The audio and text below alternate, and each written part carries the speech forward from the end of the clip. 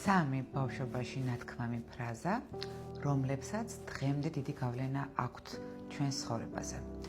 მშობლების სიტყვები აყალიბებს ჩვენს პიროვნებას და ერთმა ნათქვამმა ფრაზამაც კი შეიძლება ჩვენს ცხოვრებაში წარუშელი კვალი დატოვოს. დღეს განვიხილავთ სამ ყველაზე გავრცელებულ ფრაზას, რაც სამწუხაროდ ბევრი ჩვენგანისთვის იქნება ნაცნობი. პირველი. შენ არ აფასებ იმას, რასაც შენთვის ვაკეთებ. რამდენ რამეზე მომიწია ვარის თქვა. რა ესმის აქედან ბავშვს, რომ ნამდვილი სიყვარული ნიშნავს საკუთარ თავზე ვარის თქმას ხვების გამო. და ზრდასრულ ასაკში ეს გადაიქცევა დანაშაულის გრძნობად და საკუთარი თავის მსხვერპლად გაღების ჩვევად. მეორე.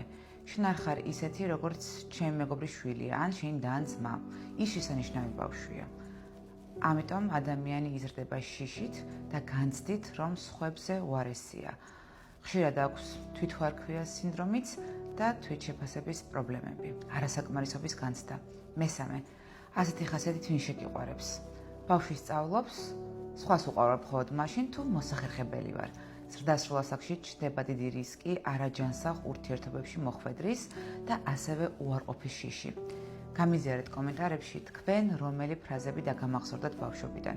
თუ ეს თემა ბევრისთვის საინტერესოა, გავაგრძელოთ საუბარი, როგორ გამთავისუფლდეთ ამ ფრაზებისგან.